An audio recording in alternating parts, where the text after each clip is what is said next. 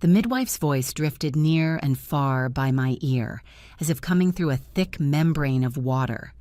"Mrs. Vance, deep breaths, follow my rhythm. Inhale, exhale." The incandescent lights in the delivery room were almost cruelly bright, and each contraction felt like a dull, rusty saw, slowly but surely sawing through my pelvis.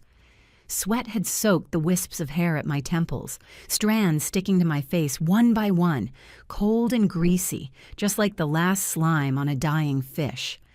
I clutched the bedsheets for dear life, my knuckles turning a ghastly bluish white from the strain. In this chaotic agony mixed with the smell of disinfectant and blood, my only thought was still Chris. I needed him, even if just to hear his voice, even if just one of his lies. With trembling hands, I reached for the phone on the nightstand, the harsh glare of the screen making me squint. That number I knew by heart now seemed so foreign. I used every last bit of strength left in my body to press the call button. The phone rang for a long time, so long I thought this endless wait would drain my life away. Finally, it connected. The background noise was loud.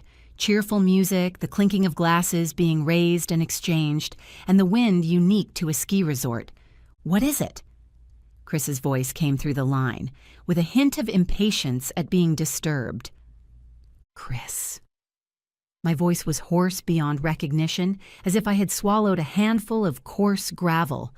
"I'm going into labor."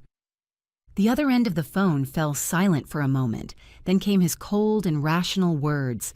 Every single word was like an ice-quenched poison needle, piercing precisely into my already riddled heart. "Evelyn, Danielle just hurt her leg skiing. She's emotionally unstable right now, and I'm the only one here who can calm her down." Danielle. It was Danielle again, that little sister of his who would never grow up and always needed taking care of.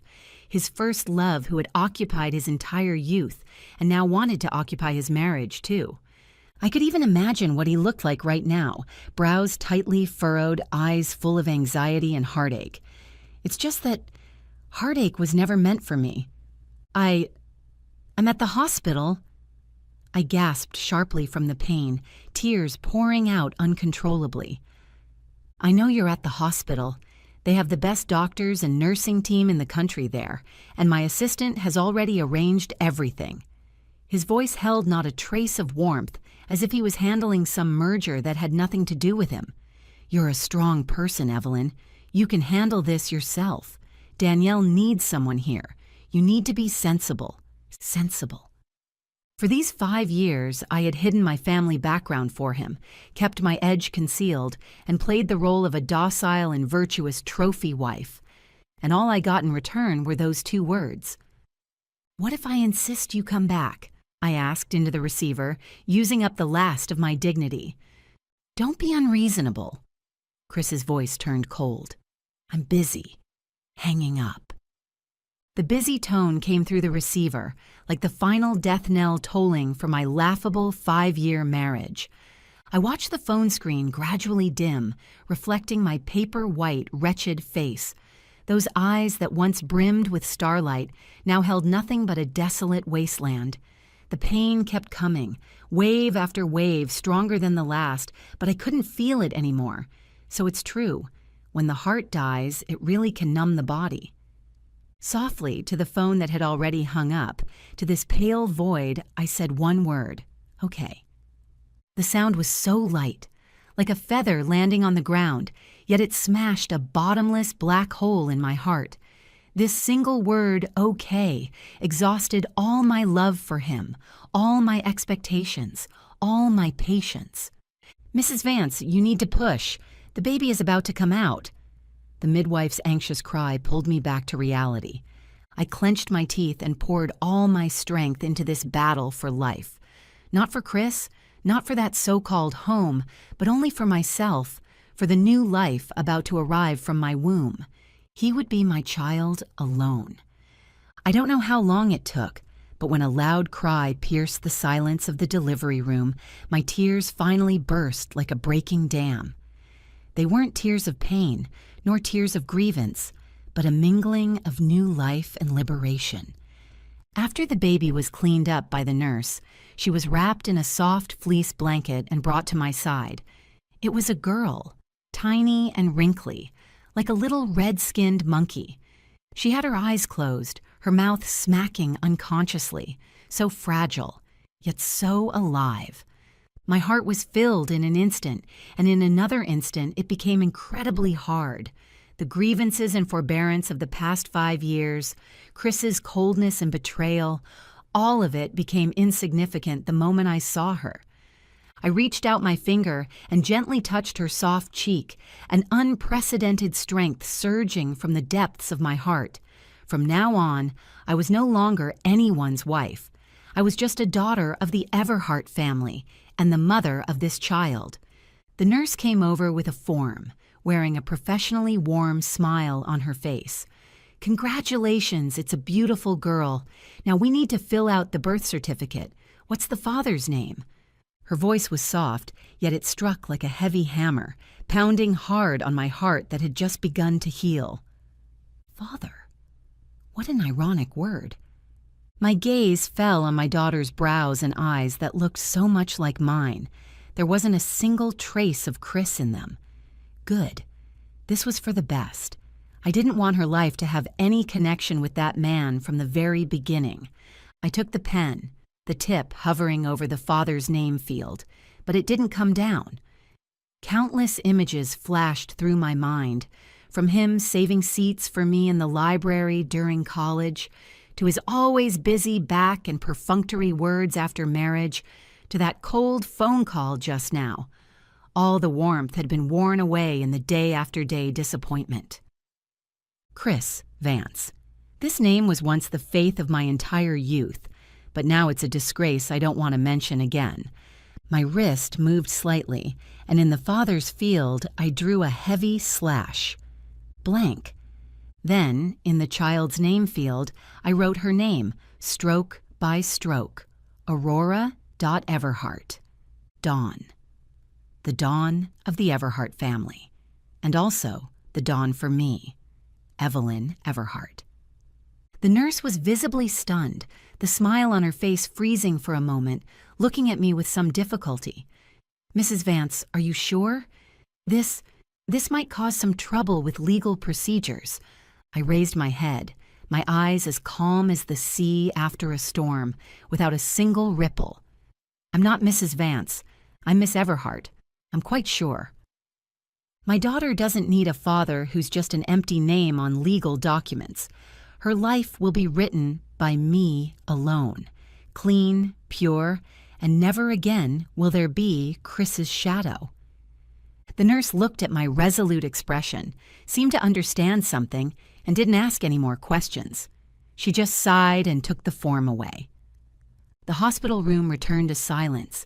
The rainstorm outside was still raging, beating against the glass windows with a pitter-patter sound. I turned my head to the side, watching my daughter's peaceful, sleeping face, feeling an unprecedented calm in my heart. The door was gently pushed open, and a tall figure walked in, carrying the chill of the wind and rain, yet deliberately lightening his steps the moment he entered. He wore a well-tailored dark gray custom suit, and even rushing over in the middle of the night, he still maintained a reassuring composure and elegance. It was Liam Archer, the chief legal counsel of the Everhart family, and also my childhood sweetheart who I grew up with. He didn't say anything, just silently walked to the bedside, placed a bouquet of white roses still glistening with dew on the nightstand, and then gave me a deep look. In that gaze, there was heartache, suppressed anger, and a kind of feeling I didn't dare to examine closely at this moment. "Is everything arranged?" I spoke up, my voice weak but carrying an unquestionable firmness. Liam nodded, took out a thick stack of documents from his briefcase, and handed them to me. The divorce agreement, the asset freeze application against Vance Tech, and the trust fund transfer document you asked me to prepare before. As soon as you sign, everything will take effect immediately. I took the documents, looking at the black title on the cover, a cold smirk curling at the corner of my lips. "Chris, You thought I was just your docile canary in a cage, but you forgot. This cage was built for you with gold from the Everhart family. Since you don't know how to cherish it, I'll destroy it with my own hands." I uncapped the pen, without the slightest hesitation, and signed that long, lost name at the end of the document, Evelyn Everhart. The rustling sound of the pen tip gliding across the paper seemed exceptionally clear in the silent night. In this moment, what I signed wasn't just a divorce agreement, but a farewell to the past and a declaration of war on the future. On this morning after the rain, New York's sky displayed a washed clean grayish blue. I stood before the floor-to-ceiling window, watching the ant-like streams of traffic below, while Aurora slept sweetly in my arms. 1 month. A full month had passed since that stormy night. In this month, I was like a butterfly undergoing rebirth from its cocoon, quickly shedding the shell of a housewife and donning the battle armor of the Everhart family once more. Chris probably thought I was still drowning in postpartum depression and the pain of being abandoned.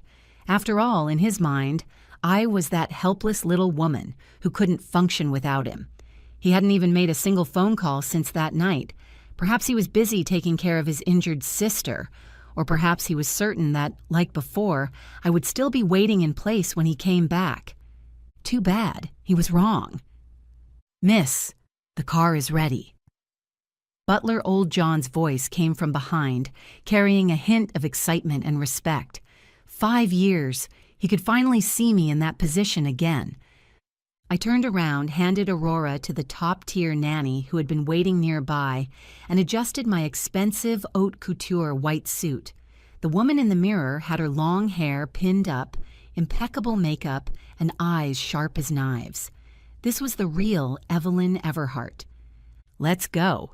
To Vance Tech," I said casually, stepping out of the private mansion belonging to the Everhart family in my 10-centimeter heels. Vance Tech was located in a skyscraper in Silicon Valley. That was Chris's proud business empire, and also the result of him squandering my secret funding all these years. Today was a crucial day for Vance Tech. They were planning to acquire a chip startup called Microchip Tech to fill the gap in their core AI technology. Once the acquisition succeeded, Vance Tech's valuation would double, and Chris would truly join the ranks of top billionaires. What he didn't know was that the real controlling shareholder behind Microchip Tech had already become a mysterious company called Aurora Capital 3 days ago. Aurora. That was my daughter's name. The moment the conference room door was pushed open, the originally noisy space instantly fell silent. Chris was sitting in the main seat, chatting and laughing spiritedly with Danielle beside him. Danielle was wearing a full set of Chanel's latest seasonal collection, with an exaggerated cast on her leg, leaning coyly against Chris's shoulder. Seeing me walk in, Chris's smile froze on his face, then transformed into an expression mixed with shock and disgust. "Evelyn, why are you here?" He stood up, his tone unfriendly. "This is the company's board meeting, not a place for you to come with your kid and throw a tantrum. Besides, I told you, Danielle got hurt saving me. Can you stop being so petty?" Danielle also put on the look of a startled little bunny, saying timidly, "Sister-in-law, don't misunderstand. Chris and I were just discussing work." "Work? A third-rate model? Discussing work at a tech company's board meeting?" I ignored their pathetic act and walked straight to the vacant seat at the very head of the conference table. That was the seat reserved for the representative of the largest investor. Liam followed behind me and pulled out the chair for me. I sat down elegantly, crossed my legs, swept my cold gaze across the room, and finally fixed it on Chris's stunned face. "Mr. Vance, I think you've got something wrong." I spoke, my voice cold and clear, echoing through the spacious conference room. "I'm not here today as your wife, but as the CEO of Aurora Capital, to inform you of something." "Aurora Capital?" Chris froze for a moment, then let out a scornful laugh. "Evelyn, what kind of joke is this? Does that brain of yours that only knows flower arranging and baking every day even understand what capital is, Hurry home and stop embarrassing yourself here." Several executives around also let out whispered, mocking laughter. In their eyes, I was just an accessory surviving under my husband's halo. The corner of my lips curved slightly as I raised my hand toward Liam behind me. Liam expressionlessly tossed a document onto the conference table in front of Chris, making a crisp slap sound. "Mr. Vance, this is the legal document for Aurora Capital's full acquisition of microchip tech, as well as—" Liam paused, pushing up the gold-rimmed glasses on his nose, "as well as Aurora Capital's notice of default on Vance Tech's existing debt." Chris's face instantly turned deathly pale. His hands trembled as he flipped through the document, shaking more violently the more he read. This is impossible." He suddenly looked up, staring at me dead on. "Where did the money come from? Where did you get so much money?" "That's none of your concern." I leaned forward, hands crossed on the table, looking at him with the gaze one might give an ant. "Also, as the new owner of Microchip Tech, I'm announcing that all chip supplies to Vance Technology are suspended indefinitely, effective immediately. The reason is, your company poses an extremely high credit risk." "You're insane!" Chris slammed the table and shot to his feet, his eyes bloodshot. "Do you know what this means? Vance Technology's production lines will all shut down. We'll face massive penalty fees. You'll destroy my company." "Your company?" I chuckled softly, stood up, and slowly walked over to him, speaking in a voice only the two of us could hear. "Chris, have you forgotten who gave you your first startup capital? Who pulled strings to help you land your first few big clients? Did you really think that brain of yours that can only write a few lines of code could get you where you are today?" His pupils contracted sharply, as if he was truly seeing me for the first time. 5 years ago, I could put you on a pedestal. Today, I can grind you into the dirt." I reached out and lightly patted his stiff cheek, the gesture deeply insulting. "This is just the beginning, Chris. Enjoy the big gift I've prepared for you." With that, I didn't spare him another glance and turned to walk toward the door. "Evelyn, stop right there. We're husband and wife. You can't do this," Chris screamed hysterically behind me. I didn't stop walking, just threw out a cold remark with my back to him. "Not for long. The lawyer's letter should have already been delivered to that so-called home of yours. And Miss Danielle, since your legs aren't working well, you should stay home and stop embarrassing yourself. After all, for a charge like stealing trade secrets, going to prison in a wheelchair isn't exactly convenient." Danielle's face instantly drained of all color. Walking out of the conference room, the door slowly closed behind me, shutting out the chaos inside. I took a deep breath. The air seemed to be filled with the sweet taste of revenge. But this wasn't enough. To completely destroy an arrogant man, just taking his money isn't enough. What I want to take is the dignity he's so proud of, his fake devoted lover persona, everything he has. Liam walked at my side and asked quietly, "What's the next step?" I looked at my reflection in the elevator doors ahead. That once fragile shadow was completely gone, replaced by a queen about to dominate the battlefield. "Leak the news," I said coldly. "Say that Vance Tech's core technology is suspected of plagiarism. Also, help me set up a meeting with an FBI agent. I have evidence about corporate espionage to submit. If we're gonna play, let's play big." The elevator doors opened, and I stepped inside. The sunlight outside the building was still blinding, but I knew that for Chris, winter had come. Cutting off the chip supply was like precisely severing a major artery. Over the next 2 weeks, Vance Technology fell into unprecedented chaos. Stock prices plummeted off a cliff, shareholders swarmed Chris like sharks smelling blood, banks started demanding loan repayments, and even the media that usually treated him with utmost respect began digging up dirt on the company. Chris was like a trapped beast in a cage, hitting walls everywhere. He tried to contact other chip suppliers, only to find that all paths had been silently blocked. In this circle, No one would offend the mysterious and powerful Aurora Capital for a Titanic that was about to sink. And I sat in the office on the top floor of the Everhart building, watching all of this coldly through the huge floor-to-ceiling windows. "Evelyn, you really don't plan to see him?" Liam walked in carrying 2 cups of coffee and placed them on my desk. I withdrew my gaze and looked at the bouquet of blooming white roses on the desk. Why would I see him? To watch him wag his tail and beg for mercy. I picked up the coffee and took a sip, bitter with a lingering sweetness. He hasn't reached the depths of despair yet.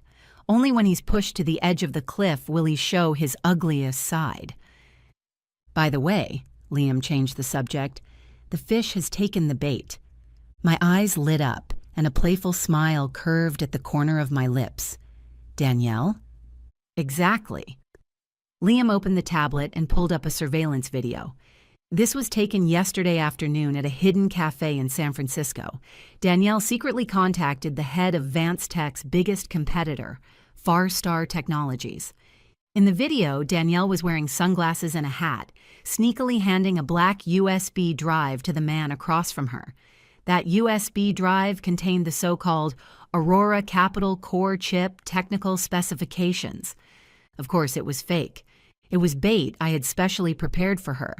As long as she got greedy, as long as she wanted to prove her value to Chris this way, or wanted to leave herself a way out, she was completely done for. She thinks she's helping Chris turn things around, or wants to sell it for a good price and run. I sneered. Idiots will always be idiots. Not only is she sending herself to prison, she'll also completely snuff out any last chance Chris had of making a comeback. "The FBI has already opened a case," Liam added. "As soon as she makes another transaction or Farstar Technologies tries to use that data, they can make an arrest." "Good." I set down my coffee cup, fingers lightly tapping on the table. "Then let's fan the flames a bit more. The Silicon Valley Tech Summit in 3 days would be a perfect stage." It was the biggest event in America's tech world. All the giants, investors, and media would be there. If she were taken away by the FBI in front of everyone there, not only would Danielle be utterly ruined, but Chris, as her close partner, would become a complete laughingstock. This was exactly what I wanted to see. 3 days later, Moscona Center. Camera flashes flickered, voices buzzed everywhere. Although Chris was completely overwhelmed, he still forced himself to attend this summit. He was trying to find new investors at this event, or at least keep his existing partners stable. He wore a haute couture suit that looked somewhat wrinkled, with dark circles under his eyes that couldn't be hidden. Danielle was on his arm. Although the cast on her leg had been removed, she still walked with a slight limp. She was dressed especially seductive today, seemingly trying to save some face with her beauty. I came too. As the head of Aurora Capital, I was arranged in the most prominent seat in the front row. The moment I walked into the venue, Chris's gaze almost immediately glued onto me. What a complicated look that was. Amazement, anger, unwillingness, and a hint of longing. Perhaps it was because today I wore an off-shoulder red dress as fiery as flames. It was the color he used to dislike the most, saying it was too flashy, unbefitting of a good wife and mother. But today, this fire would burn away all his hypocrisy. I walked past him without a sideways glance, not even sparing him a single look. Halfway through the summit, it was Chris's turn to give a speech on stage. He forced himself to perk up, trying to paint Vance Tech's future blueprint with those cliched PPT slides. Vance Tech has always been committed to... Before he could finish, the venue doors were suddenly pushed open. A group of federal agents wearing bulletproof vests with FBI printed on them strode in, heading straight for Danielle in the audience below. The whole venue erupted.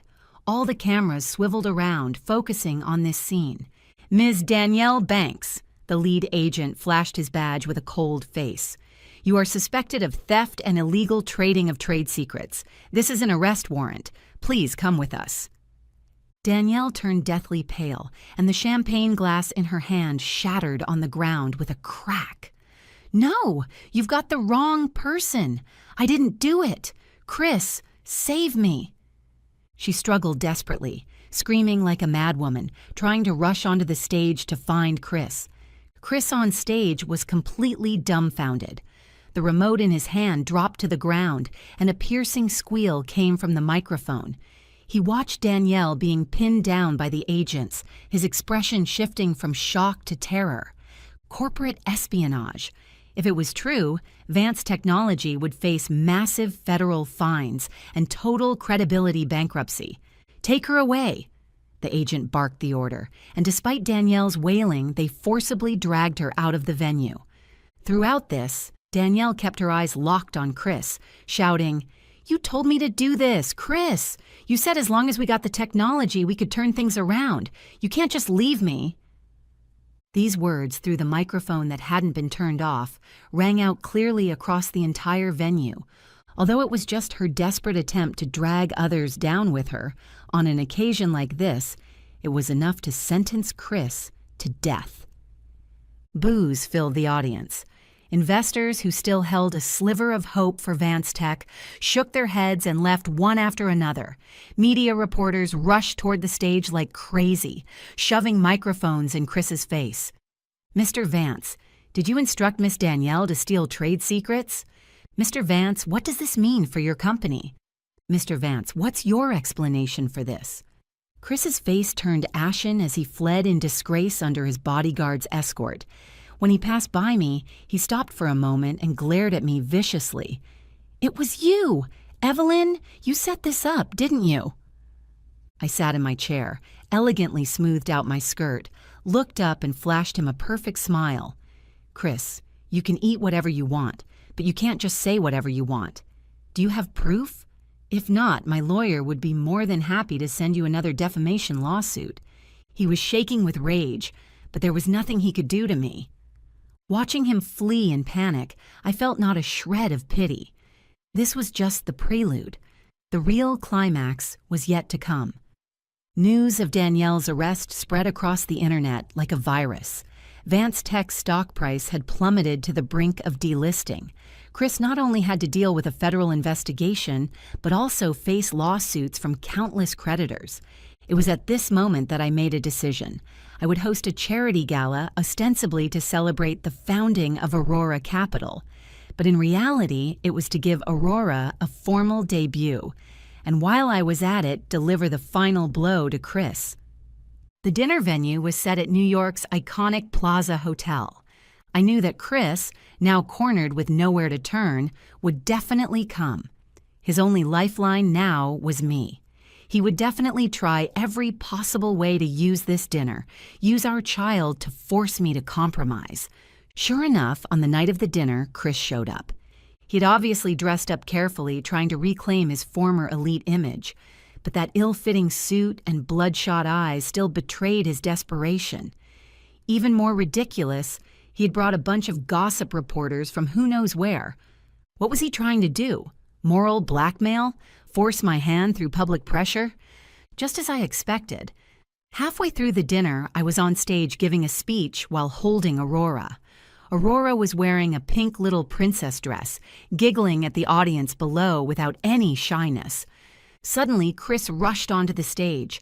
Holding a huge bouquet of red roses in full view of everyone, he dropped to one knee in front of me with a thud.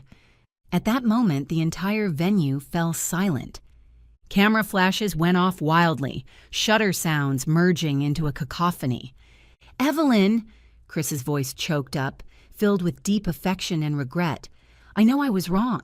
During this time, I've been repenting every single day. Losing you was the biggest mistake of my life. For the sake of our child, for the sake of our 5 years together, can you give me one more chance? Let me be a good husband and a good father again?" What a touching performance. If I were still that foolish woman from before, maybe I really would have been moved. The reporters he brought started cheering. Say yes to him. Say yes to him. A prodigal son who returns is worth his weight in gold. Public opinion seemed to be swayed by him at this moment. People always tend to sympathize with the underdog, especially with this kind of devoted scene of kneeling in public. I looked at Chris kneeling on the ground, at that deeply hidden calculation and smugness in the depths of his eyes. He thought he was using public pressure to force me to submit, thought that as long as I forgave him publicly, even just for the sake of face, Vance Tech's crisis would be easily resolved. Too bad he forgot. This script had long since changed directors. I handed Aurora to the nanny behind me, then picked up a glass of champagne from a nearby waiter's tray, gently swirling it. "Done with your act, Chris?" I spoke, my voice carrying clearly through the microphone across the entire venue, with a casual coldness. Chris froze for a moment, the devotion on his face stiffening. "Evelyn, I'm sincere." "Sincere?" I let out a light laugh, my gaze suddenly turning sharp. "Your sincerity, was that being with another woman skiing in Aspen on that rainy night when I was having a difficult labor? Your sincerity, was that ordering your mistress to steal my trade secrets?" The audience erupted in uproar. Chris's face changed drastically. What nonsense are you spouting?" "Whether it's nonsense or not, everyone can see for themselves on the big screen." I raised my hand and pointed at the huge LED screen behind me. The screen lit up, no longer showing a warm background image, but clip after clip of high-definition videos and audio. It was footage of Chris kissing Danielle in the Aspen Hotel corridor. It was a recording of him telling me on the phone, "Stop being unreasonable." It was surveillance footage of him viciously saying, "I'll destroy your company," in the conference room. It was his ugly display of immediately shifting blame when Danielle was arrested. Every frame of footage, every recorded word was like a loud slap, striking hard across Chris's face. The entire venue fell into a deathly silence, then erupted into a huge commotion. "Oh my God, what a total scumbag! He's literally the worst of the worst. He was acting so affectionate just now. How disgusting!" Chris slumped to the ground, the roses in his hands scattered everywhere, just like his dignity shattered all over the floor. He wanted to cover the reporters' cameras, wanted to turn off the big screen, but he couldn't do anything. All he could do was tremble under everyone's contempt and scorn. But it wasn't over yet. I turned around and nodded at Liam, who had been waiting below the stage all along. Liam walked onto the stage, took out a document from his briefcase, his voice calm and professional. "Mr. Vance, this is the prenuptial agreement you signed with Miss Everhart. According to Article 11, the infidelity clause, if during the marriage either party engages in substantial infidelity, the guilty party will leave with nothing and must pay a substantial amount in emotional damages." Combined with the evidence just presented and the investigation report provided by the FBI, Liam pushed up his glasses, we have officially filed a lawsuit with the court. All the properties, stocks, and remaining equity in Vance Tech under your name will be subject to compulsory enforcement to pay the compensation. In other words, I looked down at Chris from above, enunciating each word. "From this moment on, you are bankrupt. You will have nothing." Chris's eyes went wide, as if he had heard something utterly absurd. He opened his mouth wide, a strange gurgling sound coming from his throat.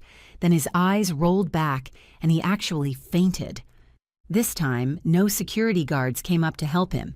He just collapsed on the stage like a puddle of mud among the scattered red rose petals, becoming the biggest joke of this banquet. I turned around, not giving him another glance, and picked up my daughter again. Thunderous applause erupted from the audience, a tribute to the victor.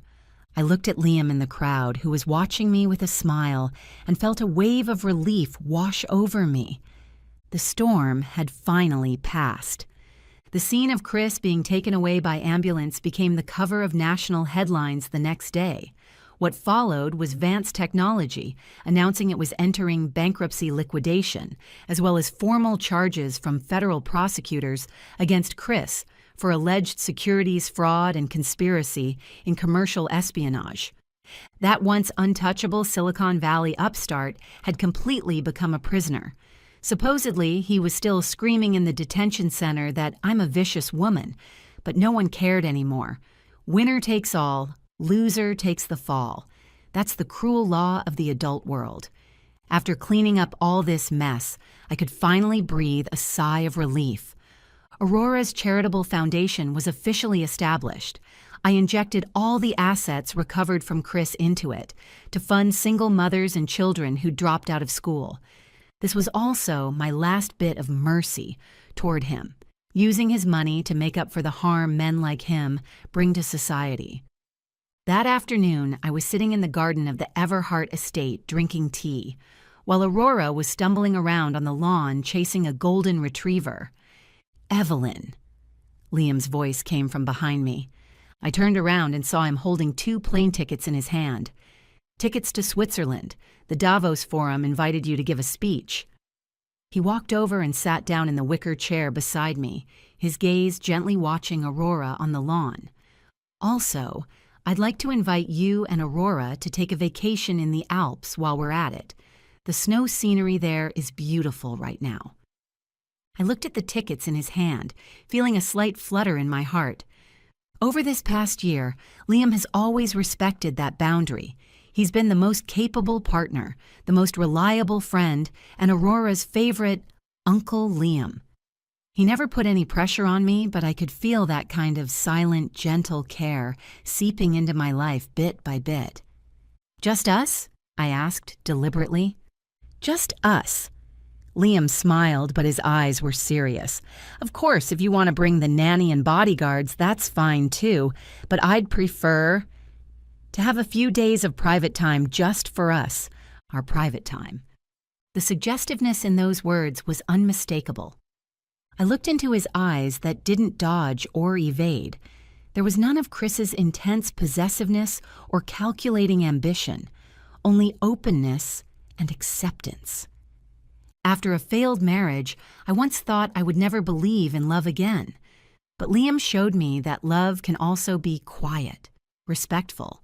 A glass of warm water handed to you when you're exhausted. The wind that lifts you when you want to fly. "Okay," I heard myself say, "let's go then." The smile in Liam's eyes rippled open instantly, like a spring breeze brushing across a lake. However, the day before we were set to leave, an unexpected person appeared at the gates of Everhart Manor. It was Chris's mother, old Mrs. Vance. She was wearing an old coat washed so many times it had faded white, her hair gray and disheveled, no longer with that bossy, high society lady air from before. When she saw me come out, she actually knelt down right there, wailing and making a scene. "Evelyn, please, I'm begging you, let Chris go. He's the father of your child. How can you be so heartless to send him to prison?" I furrowed my brow, signaling the bodyguard not to get rough. "Mrs. Vance," I looked at her coldly, "it wasn't me who sent him to prison. It was the law. It was all those illegal dealings he did himself. But you're the eldest daughter of the Everhart family. As long as you're willing to drop the charges, as long as you're willing to speak up for him, he can get out." The old lady crawled over, trying to grab the hem of my skirt. "We were wrong before. I shouldn't have looked down on your humble origins, shouldn't have indulged Chris in seeing that Danielle. But that was all my fault. Chris is innocent. He was just bewitched by that vixen. How ridiculous. Even now, she's still making excuses for that man-child son of hers. Innocent?" I stepped back, avoiding her hand. He was innocent when he ignored me during my difficult labor. He was innocent when he transferred marital assets. He was innocent when he had people steal my trade secrets. Mrs. Vance, a doting mother, raises a spoiled child. Chris ending up like this today, you deserve a lot of the credit. You vicious woman." Seeing the soft approach wasn't working, the old lady immediately bared her fangs, pointing at my nose and cursing, "You'll die a horrible death. You've torn our family apart. You'll get your karma." "Karma?" I chuckled lightly, my eyes becoming incredibly cold. If there really is karma, then this is his karma for what he did to me and Aurora. Show her out. I didn't want to waste any more words, so I turned and walked through the gate. Behind me came the old lady's desperate curses, but they couldn't affect me one bit anymore. Those swamps of the past, I've completely crossed over them. Switzerland, Davos. Outside the window were snow-covered mountains. Inside the fireplace, flames flickered, illuminating Liam's handsome profile. Aurora had already fallen fast asleep in her little bed. Liam handed me a glass of red wine, and we sat down on the carpet. "What are you thinking about?" He gently clinked my glass. "Thinking about what I'd be like now if you hadn't shown up at the hospital that night." I swirled the wine in my glass, feeling a bit emotional. "There's no if." Liam held my hand, his palm warm and dry. "No matter where you are, no matter what happens, I'll find you. Evelyn, actually, there's something I've never told you." "What?" "That night, I was in Aspen, too." I looked at him in surprise. "I knew Chris took that woman there. I was planning to beat him up." Liam smiled bitterly. "But I got a call from the butler, saying you'd been taken to the hospital. At that moment, I couldn't care about anything else, and had my private jet fly back to New York overnight. So that's how it was." I looked at this man before me, and a warm current surged in my heart. It turned out, in places I didn't know about, he had always been silently protecting me. "Thank you, Liam," I said softly. "You're welcome." He looked at me, his gaze deep. "Evelyn, I don't want to just be your knight anymore. I want to be the one who can accompany you from sunrise to sunset, from black hair to white. Is that okay?" He was proposing to me. No grand occasion, no flashy vows, just the warmth of this room and the snowy mountains outside as witnesses. But I knew this was more precious than anything. I set down the wine glass and leaned into his embrace on my own, listening to his steady, powerful heartbeat. "We'll see how you perform, Attorney Archer," I said with a smile. The snow outside was still falling, but spring was already not far away.